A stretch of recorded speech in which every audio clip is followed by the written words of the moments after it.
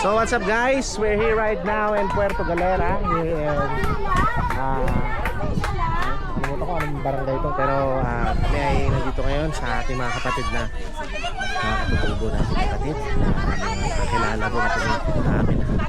Inabot din ng Diyos dito. Nagbibigay tayo ng simpleng mga damit hindi na nagagamit at may malaking tulong na para sa kanila sa pag madaling araw, gabi ay mainit dito. Siyempre kailangan ng isa sa mga pangangailangan natin yung damit. So ito yung mga very close nyo. O tapos ka na ate. O gora ka na. O next, ikaw. Nagpunta kayo din. O okay na pala na yung very close. Tagatlo lang, tagatlo. Pakuhanin mo pa siya dito tayo, paikutin mo siya. Paikutin mo siya, dito. Dito tayo, para kuha siya damit, pili din siya. Ito yung ating mga kapatid. Salamat sa Panginoon na kami iningatan, nakarating dito ngayon. At mamamalagi kami rito, dito kami matutulog ng ilang araw para makasama ang mga kapatid nating katutubong Iraya dito sa lugar ng Mount Ungguyan, San Isidro, Puerto Galera, Mindoro. So mga kapatid, ipanalangin natin sila dahil sa darating na 14 ng Disyembre sa next month, mamimigay tayo ng mga sinyelas at ganun din makapagbigay tayo ng konting tulong ng mga goods bilang pamasko.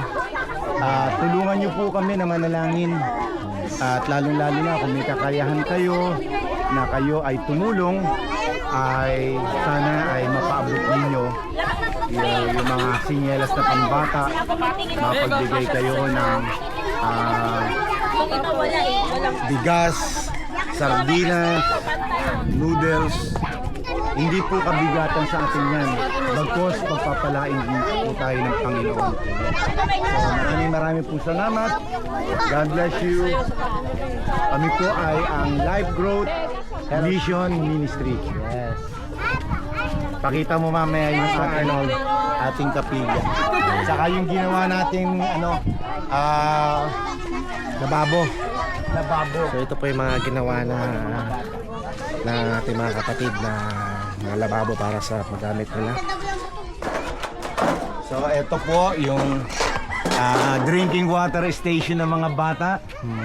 Dito sila iinom. Ito namang ilalim, ito po yung labahan, laundry area ng community ng Ungguyan. At ganun din yung ginawa po nating CR para sa kanila. Tignan po natin. Pastor Kenneth. Yes. Meron tayong ginawang siya para meron silang saan sila ay makapagdumi, makapagligo, iba't iba. So ito po yun, yung ginawa nating CR sa kanila. Dalawa pala ano? Yan, dalawa. Oh. Tapos dito, Linis. ito babae. May tao. ba? May Ay, tao. sorry. Okay. Sorry po. Yan. So mga kapatid, ito po yung ating mga proyekto dito sa Mount Ungguyan.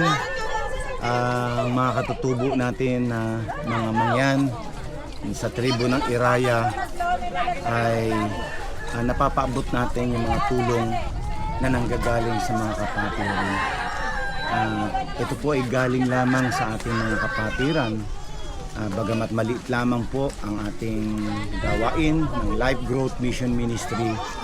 Desyembre 14, sa next month ay nangangarap kami na magkaroon dito ng medical mission. So ipanalangin niyo po na ito po'y matupad. Pastor, paano po kaya kung halimbawa may gustong tumulong ng mga followers natin, subscriber? Oo. Paano po kaya nila kukontakin? Ay makukontak ninyo ang Mission Ministry sa pamamagitan ni Pastor Kenneth, ni Sister Cathy. Sa kanila nyo po maipaabot yung inyong mga tulong, at ito'y makakarating naman po sa amin upang maiparating naman natin sa ating mga kapatiran ng mga katutubong Iraya. So ipapakita naman namin sa inyo yung ginawa po natin na chapel at the same time ay multipurpose. Pakita mo. Ayan. So yan, Sitio Ungguyan Community. Yan ay pwedeng gawing ginagawa nating fellowship, pagtuturo ng mga bata, learning center, multipurpose, health center, at the same time evacuation center din, no? Katulad nitong bagyo, halos karamihan ng mga kapatid nating katutubong mga yan ay naging shelter ito. Ayan po yung ginawa po natin, katatapos lamang yan. Yan. Ito po yun. Bahay Dito sambahan naman po. Ayan po. Ito po yung bagong palit. Dati po, ito po ay Pugon. Nilipad ng bagyong Wuwan.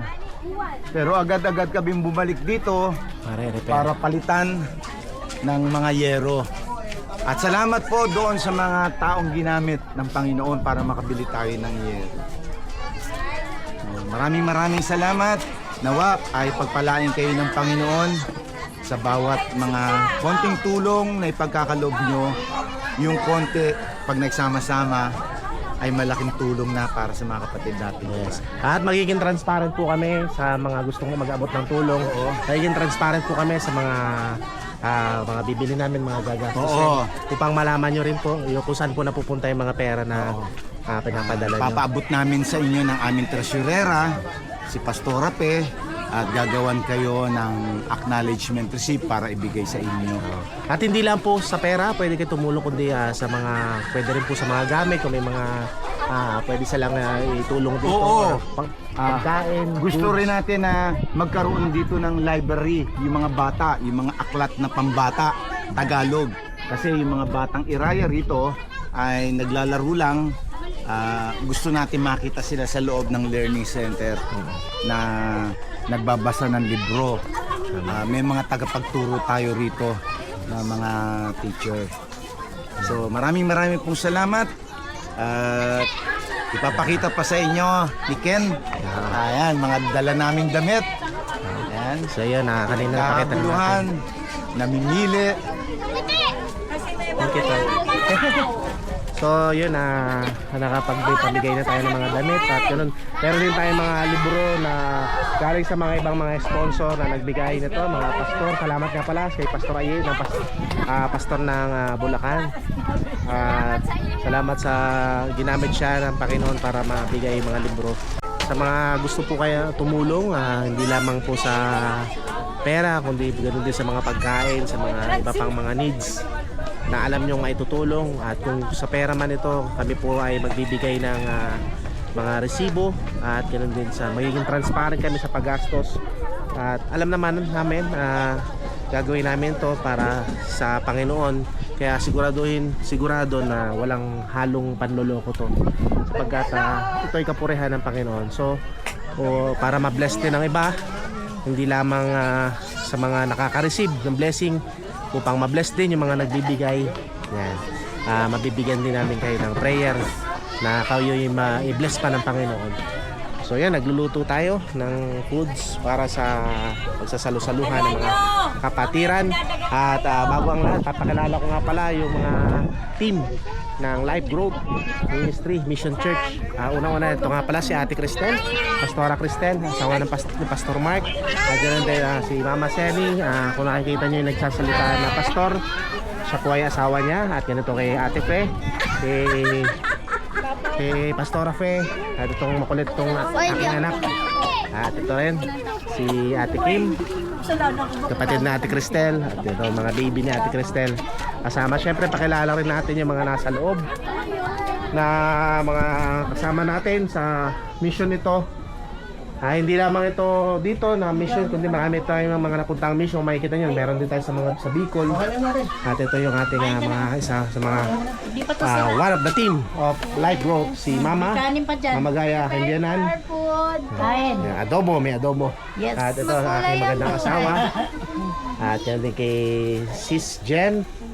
At kay Ate Daniela, kailangan may pasigaw. Siyempre kay Pastor Conrad. So maraming salamat po sa inyo lahat. At Ganun lang post ko na lang yung email namin kung paano kami kukontakin para sa mga gustong tumulong sa ating mga kapatid na nandito ngayon sa Ungguyan. So, maraming salamat po. Aabutan kayo, kailangan po ninyo ng pila. Okay, dalian mo ate para ano. Okay, next. Si ate ko,